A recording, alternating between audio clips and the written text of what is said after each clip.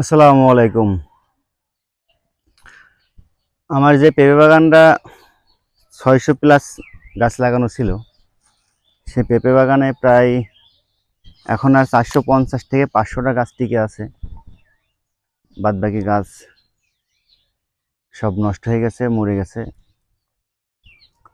তা আলহামদুলিল্লাহ, গত যে ভিডিওতে দেখছিলেন আমার গাছের সব পাতাগুলো নষ্ট হয়ে গেছে। এখন মোটামুটি আবার নতুন করে যে পাতাগুলো বের হয়েছে সেই পাতাগুলো আসলে এখন মোটামুটি ভালো আছে। গাছের কন্ডিশন যদিও এখনো পর্যন্ত খারাপ, এই দেখুন এখনো পর্যন্ত গাছের কন্ডিশন খারাপ। তবে নতুন যে পাতাগুলো উঠতেছে সেই পাতাগুলো এখন হয়তোবা ভালো হবে। তো আশায় এখনো আশা রাখতেছি যে যদিও খরচটা উঠে আসে। ৫০০ গাছ ৬০০ গাছ টোটালে লাগাইছিলাম, প্রায় ৮০০ গাছ।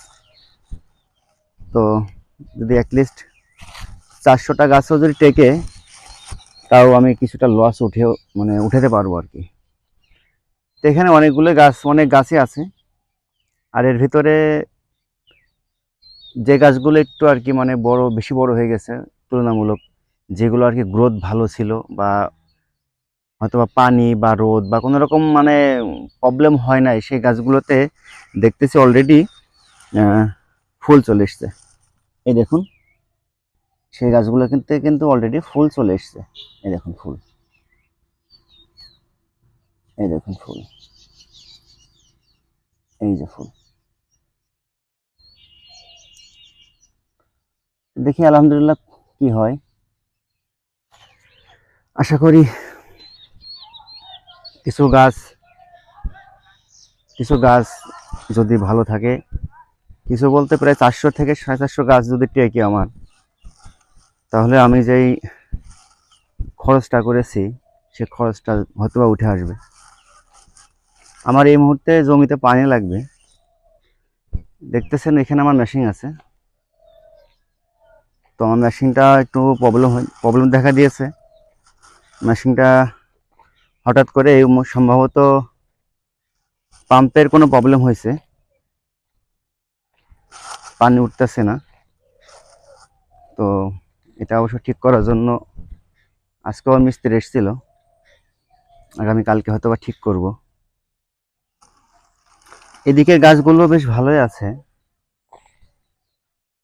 আমার আসলে একটা ওষুধ এগ্রোওয়ান আমারে যে পরিমাণ দিতে বলছিল লিটার প্রতি, মানে লিটার প্রতি প্রতি লিটার পানিতে কতটুকু ওষুধ দেওয়া লাগবে, আমার যেভাবে আর কি তারা শিডিউলটা দিছিল, আমি কিন্তু ঠিক সেভাবেই দিছিলাম। তো তারা কি দিল কেমনে দিল আমি বুঝলাম না। আমি তো ঠিক তারা যেভাবে বলছে আমি সেভাবেই দিছি। ওই একটা শিডিউল, ওই ওষুধটা যদি আমার ভুল না হতো, আমি যদি ওই মাইটটা না খাইতাম, তাহলে আমার গাছে এখন সব গাছে ফুল চলে আসতো, সব গাছগুলো বেড়ে যেত, এবং আমি অনেক বড় এত বড় লসের সম্মুখীন হইতাম না। এখনো পর্যন্ত যে সমস্ত পাতাগুলো বের হচ্ছে, সে পাতাগুলো কিন্তু বাঁচবে বলে আমার মনে হয় না। দেখেন পাতাগুলো কিন্তু সব কুকড়িয়ে যাচ্ছে। আমি জানি না এমন কেন হইতাছে। এই পেঁপেটা যদি আমি লস করি, পেঁপে আমি আবারও লাগাবো। এই পেঁপে যদি আমি লস করি, তা আমার প্রায় 40 থেকে 50 হাজার টাকা আমি লস খাবো। তবুও আমি পেঁপে করবো, এরপরও পেঁপে করবে, এই জমিতেই পেঁপে করবো। দেখবো কি কি হয়।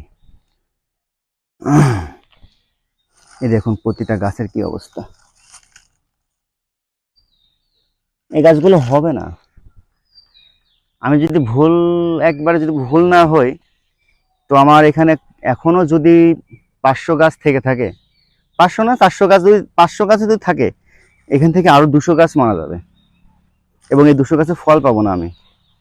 বাদ বাকি ৩০০ গাছে হয়তো বা আমি ফল পাইতে পারি, তবে আশানুস্বরূপ যতটা আশা করতেছি এতটাও না, হয়তো বা অল্প স্বল্প পাবো আর কি ফল। আমার গাছের কন্ডিশন খুবই খারাপ। আমার ইমার্জেন্সি এখনই পানি দেওয়ার দরকার, কিন্তু আমার মেশিনটা নষ্টের কারণে আমি পানি দিতে পারতেছি না। দেখি আগামীকালকে আবার মেশিন ঠিক করব, করার পরে পানি দেবো। এদিকেও কিছু গাছ আছে যে গাছগুলোতে ফুল এসছে, তার ভিতরে এই যে একটা গাছ, এই যে ফুল চলে এসছে, এই যে ফুল চলে এসছে, এই যে ফুল। গাছের এই যে ছোট ছোট যে ডালগুলো হয়েছে না, এগুলো আবার ভেঙে দেওয়া লাগে। আসলে বাগানের অবস্থা খুবই খারাপ, যে কারণে বাগানে এসে শ্রম দিতে ইচ্ছে করে না। যদি অবস্থাটা ভালো হতো আর শ্রম দেওয়া যেত।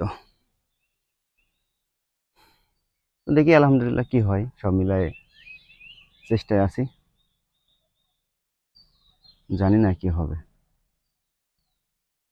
তো সবাই ভালো থাকবেন, আর আমার চ্যানেলটা অবশ্যই সাবস্ক্রাইব করবেন, একটা লাইক করে দিয়েন, আর একটা কমেন্ট করেন যদি আমার কোনো ভুল ভ্রান্তি হয়ে থাকে বা আপনার জানা থাকে।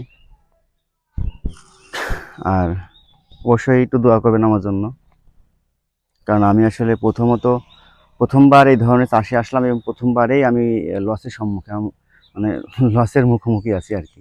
হয়তোবা লসই হয়তোবা হবে, কারণ আমি বুঝতেছি আমার গাছের যে কন্ডিশন, তার থেকে লস হওয়ার সম্ভাবনা সব থেকে বেশি। এই দেখুন গাছের কি অবস্থা।